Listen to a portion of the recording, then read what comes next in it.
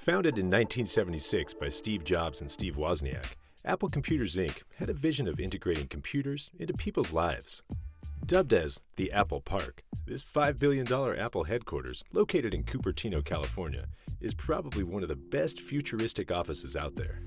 Over the course of a few years, Apple made a name for themselves as innovators that push computers into households all over the world. Decades later, the company has undeniably made a huge impact on technology, affecting how people use computers in their daily lives. As the internet became a playpen for giant tech companies, including Google and Facebook, Apple emerged as one of the highest-earning businesses around the world.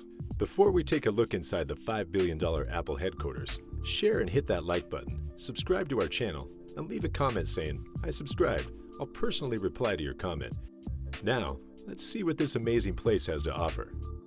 So what do you do when you have thousands of employees to house for your multi-billion-dollar company? Of course, you make something wherein your staff can offer the very best in return, a place that is so awesome to work at. Because of its size and design, the Apple Park took more than 8 years to go through its planning, proposal, and construction phase. There are about 7 cafes, a 100,000 square foot fitness center, and a 1,000-seat theater here. There's even a visitor center for people who want to check this place out. How much did it actually cost? Steve Jobs and former design chief JONY started working on the design for Apple Park, which was called Campus 2 way back in 2006. Ive was working closely with architect Norman Foster. 5 years later, the late CEO himself presented the company's architectural details to the Cupertino City Council. Thus, the development of the land began in 2013.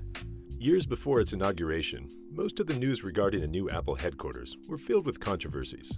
There were stories about employees who were displeased with the open-plan offices, and headlines about people bumping into the building's glass walls.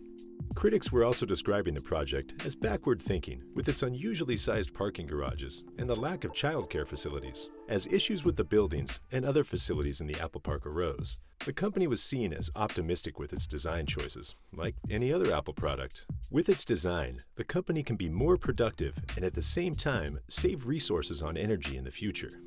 Many of the luxurious aspects of the Apple Park were insisted upon by Steve Jobs. He even held hour-long meetings about the project while suffering from medical issues. Architects who worked on the project even admit that some of the decisions they made were not very cost-effective. Ultimately, however, they believed that the benefits would eventually outweigh the cost. In fact, it was originally estimated that the entire project would cost about $500 million. On the other hand, it ballooned to almost $5 billion, like any large-scale building project would. This also caused the company some controversy when angry shareholders attacked the project back in 2013 as something unneeded and wildly extravagant. After a few months, they realized that they can probably afford it, as the final cost was viewed as insignificant compared to Apple's cash reserves. The main building.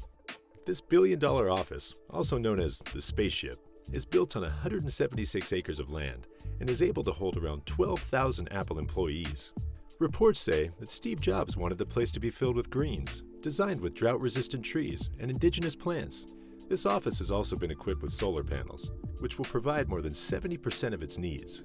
In fact, it's capable of generating more than 15 megawatts of power, making it one of the most energy-efficient structures ever built.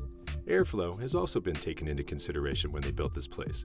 With this, HVAC systems run when they need to. The Spaceship in Apple Park is so big that it's nearly a mile in circumference. To achieve the curvature of a perfect circle while reducing landfill use, the project included the production of its own concrete plant.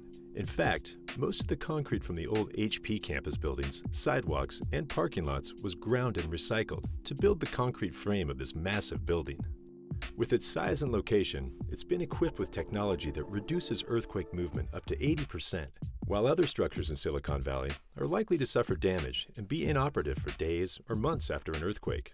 The Spaceship can be used immediately, even after the big one occurs. So how is this possible? Well, it uses the so-called base isolation technology that allows the entire building to move freely in any direction without sustaining damage. The Steve Jobs Theater. This massive underground theater cost around $180 million to build. That might sound absurd to many, but not to Steve Jobs.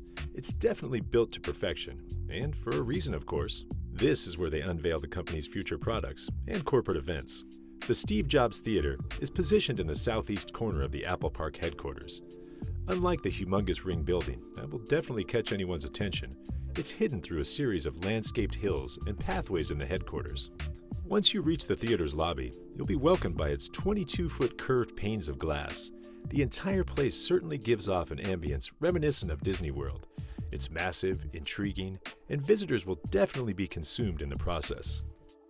Designed by Foster & Ive, the circular glass building is around 6 meters high, spanning 50 meters in diameter. It also has a pillarless design, with a metallic carbon fiber as its cover that's floating seamlessly in the air.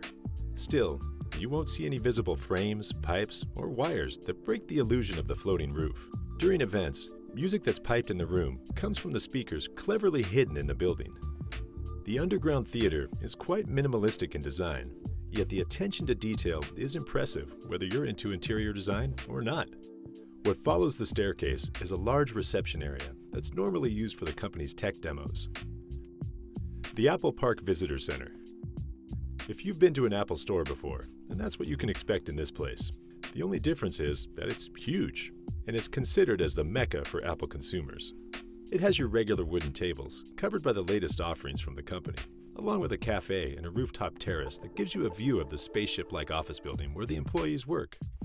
Inside the center's spacious rooms is the only place where you can buy Apple Park merchandise, including shirts, bags, and baseball caps that were all created by Apple designers. Aside from shopping, you can also sign up for Today at Apple sessions, where you can do activities using Apple products. They even have a specially designed 11,000-pound aluminum alloy model of the entire place. If you use Apple's augmented reality app with it, you'll be able to look inside the building and other areas of the headquarters. The Visitor Center includes 2 million square feet of parking, which cost about $26 million to build. The roof terrace is definitely the highlight of this facility, as it allows anyone to enjoy the beautiful view that surrounds the Apple Park. It has plenty of chairs and tables where you can sit down and relax. The Fitness Center and Glendenning Barn. This Apple Park facility cost around $17 million. It's huge, capable of accommodating hundreds of employees, and it also houses a yoga studio, laundry facility, and a physical therapy section. It's built like a shopping mall, but offers training routines and performance tests instead. It's also where the company studies all kinds of activities, may it be on dry land or in water, so they can build algorithms for tracking the latest version of the Apple Watch. The Fitness Lab consists of various kinds of medical equipment and machinery, including EGG machines and masks that track health metrics of employees during exercises. This facility now boasts collected data from 33,000 exercise sessions from more than 10,000 unique participants. Next to the Fitness Center is the historic barn that's been there for more than a century. This historic landmark in Cupertino was built in 1916, surviving several ownership changes through the years, from farmland to an office park, and now being part of Apple's new headquarters. The company then decided to save it after some concerns regarding its historical significance that came up a few years ago. Since the barn didn't fit Apple Park's layout, the company dismantled the building and carefully rebuilt it in a new location on the campus. It's said to be used as an equipment storage facility.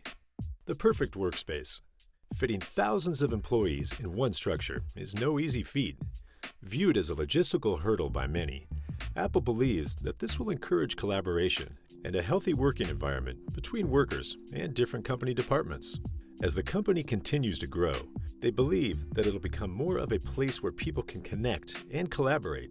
It's also hoped that by housing a large number of employees in one facility, workers will eventually build relationships with those outside their departments or teams and share ideas that will help the company. While critics are in full awe of how it goes against how contemporary workspaces operate in Silicon Valley, it's definitely something that will stand the test of time. It perfectly coincides with Steve Jobs' vision for Apple, staying relevant for years to come. Would you want to work in this office? Let us know in the comments section below. Don't forget to like and subscribe.